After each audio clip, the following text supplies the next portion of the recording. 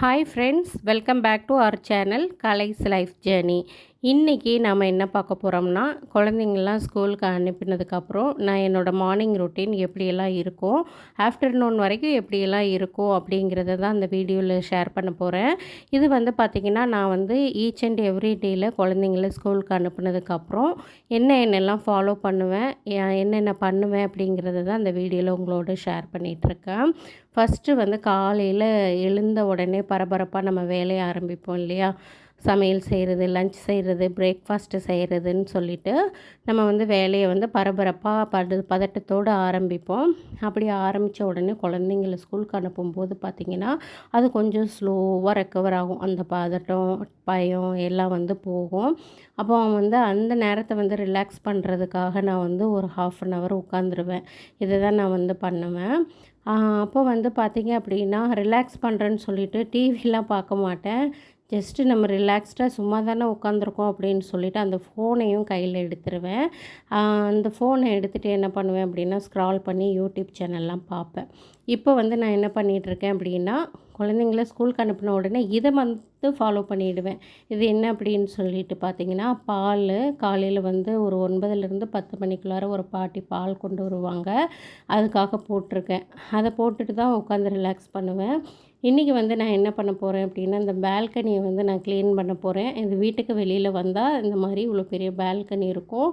இதை வந்து க்ளீன் பண்ணுறதுக்காக இது பண்ணிகிட்ருக்கேன். இங்கே வந்து ஒரு தையல் மிஷின் போட்டிருக்கேன் வீட்டுக்கு வெளியில். இந்த துணியெலாம் வந்து பார்த்திங்கன்னா, நேற்று மதியமே துவைச்சது, சரியாக காயலைன்றதுனால அப்படி அப்படியே போட்டு வச்சுருக்கேன். இன்றைக்கி வெயில் நல்லா வந்துச்சு. பொதுவாகவே இந்த மாதிரி வெயில் நல்லா வந்துருச்சு அப்படின்னா எனக்கு கொஞ்சம் சுறுசுறுப்பு அதிகமாகிடும்.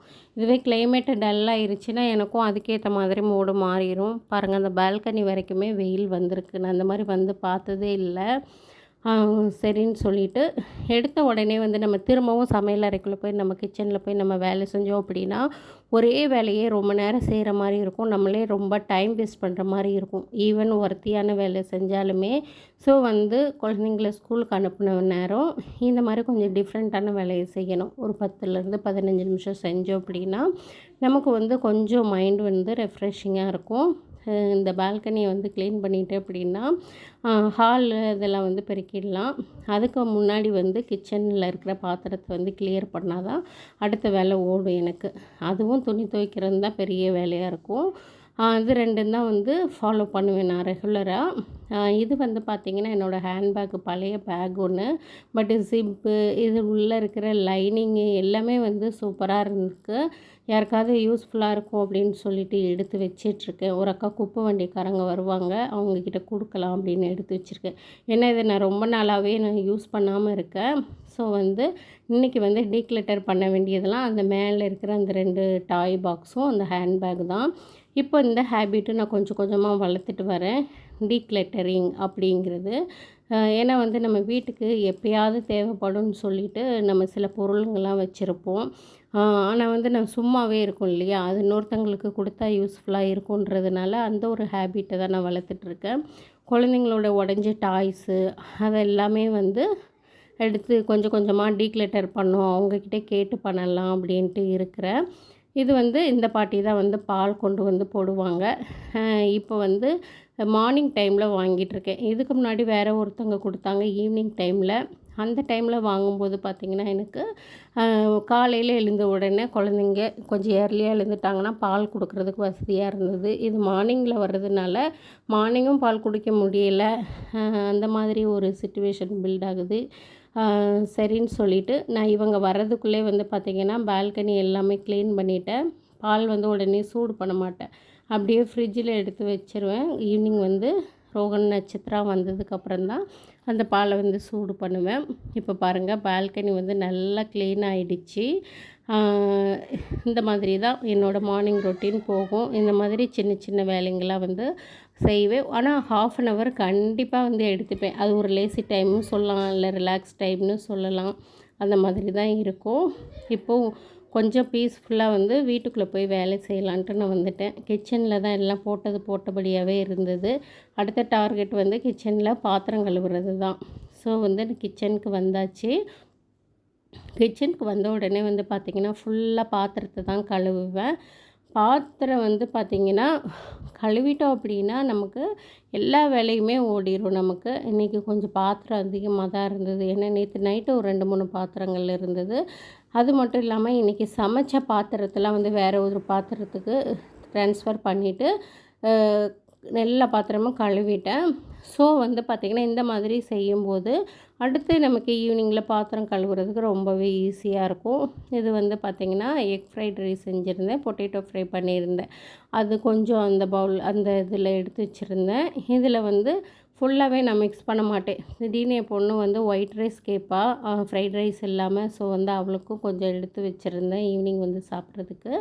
இன்றைக்கி வந்து நான் என்ன பண்ண போகிறேன்னு பார்த்திங்கன்னா, லன்ச் வேலை எல்லாமே முடிஞ்சிருச்சு. இது வந்து கொஞ்சோண்டு பாசிப்பருப்பும் கடலைப்பருப்பும் வந்து இதில் வந்து ஊற வச்சுருந்தேன். இது வந்து பார்த்திங்கன்னா ஒரு சௌச்சவும் பீட்ரூட் வாங்கி ஒரு வாரம் ஆச்சு. அது கொஞ்சம் சுருங்கி போச்சு. சரின்னு சொல்லிவிட்டு அது இதுக்கு மேலே இருந்தால் இன்னும் வீணாகிடும்ன்ட்டு அது செய்யலான்னு எடுத்து வச்சுருந்தேன். ஒயிட் ரைஸும் கொஞ்சம் இருக்குது இல்லையா, இது சமைச்சிட்டோம் அப்படின்னா நமக்கு கொஞ்சம் காயை எடுத்துக்கிட்ட மாதிரி இருக்கும். சில சூழ்நிலைகள் இந்த மாதிரி அமைஞ்சிரும். சாப்பிடணுன்றதுக்காக சமைக்கிறத விட அந்த காய் வேஸ்ட் ஆகிடக்கூடாது அப்படிங்கிறதுக்காக நம்ம வேலையை இழுத்து போட்டு செஞ்சுப்போம். அதனால் அந்தந்த நேரத்தில் அந்தந்த காய்கறிகளை கட் பண்ணி சமைச்சிட்டோன்னா இந்த மாதிரி சூழ்நிலைகளை அவாய்ட் பண்ணிக்கலாம். நான் சிம்பிளாக தான் நான் சமைக்கிறேன். 2 காயுமே வந்து பார்த்திங்கன்னா கட் பண்ணி இட்லி பாத்திரத்தில் இந்த மாதிரி ஸ்டீம் பண்ணி எடுத்துக்கிட்டோம் அப்படின்னா நமக்கு அந்த வெங்காயம் பச்சை மிளகாலாம் கட் பண்ணி வச்சுருக்கல அது தாளிக்கிற நேரம் தான் வந்து டைம் எடுக்கும். தாளிச்சிட்டு இதை கொட்டி ஜஸ்ட்டு ஒரு மிக்ஸ் பண்ணி அடுப்பை ஆஃப் பண்ணிடலாம், அவ்வளோதான். சிலர் வந்து 2 பாத்திரம் இதுக்கு யூஸ் பண்ணணுமே அப்படின்னு யோசிப்பீங்க, கரெக்டு தான். அதனால் இந்த மல்டி கடாய் மாதிரி இட்லி பாத்திரம்லாம் வருதுல்ல, அந்த மாதிரி உங்களுக்கு இருந்ததுன்னா இன்னும் பெஸ்ட்டு. ஏன் அப்படின்னா அதில் ஸ்டீம் பண்ணதுக்கப்புறம் அந்த கடாயிலே வந்து நீங்கள் ஒரே ஒரு காய் சமைக்கிற மாதிரி இருந்தால் தாளிச்சிக்கலாம். ஸோ வந்து எனக்கு அந்த மாதிரி இல்லை இட்லி பாத்திரம். இது வந்து குட்டி பாத்திரம் தான் இல்லையா, அதனால் வந்து ஈஸியாகவும் கழுவிடலாம்.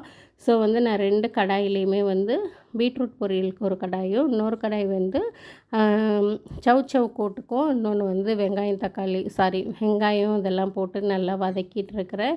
நான் ஏற்கனவே சொன்ன மாதிரி தான், இது வதங்குற கேப்பு தான் நமக்கு டைம் எடுக்கும். நம்ம காயெல்லாம் கொட்டிட்டோம் அப்படின்னா நான் அது கிளறிட்டு உப்பு போட்டு நம்ம அடுப்பை ஆஃப் பண்ணிடலாம், அவ்வளோதான்.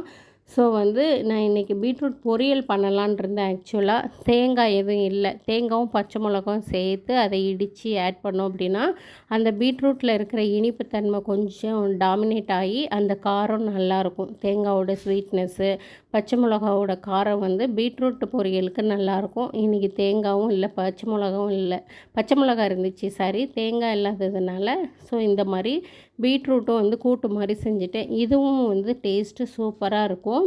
இந்த மாதிரி கூட்டு வைக்கும்போது கொஞ்சம் தேங்காய், ஜீரகம், பச்சை மிளகா இதையும் சேர்த்து நல்லா கோர்ஸாக அரைச்சி இந்த சவ் கூட்டில் இதுலலாம் ஆட் பண்ணோம் அப்படின்னா இன்னும் வந்து ஃப்ளேவர் நல்லா டேஸ்டியாக இருக்கும், ஹெல்த்துக்கும் நல்லது.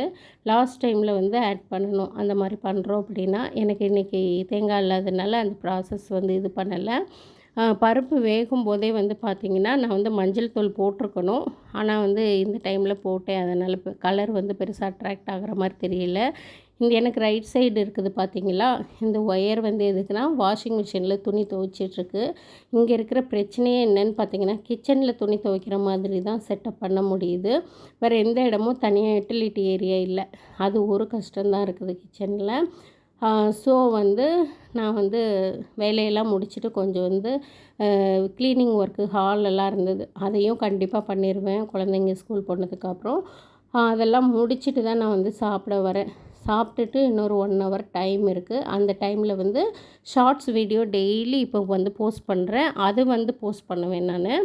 அது ஒரு மணிக்கு போல் வந்து எடிட் பண்ண ஆரம்பிச்சுட்டு வாய்ஸ் ஓவர் வந்து கொடுக்குறதுக்கு ஒரு 1 மினிட் தான் டைம் எடுக்கும். ஏன்னா ஷார்ட் வீடியோ 1 மினிட் தானே. இந்த மாதிரி வேலைகள் தான் பண்ணுவேன். அதாவது என்னென்னா வீடு க்ளீன் பண்ணுறது, பாத்திரம் கழுவுறது, துணி துவைக்கிறது.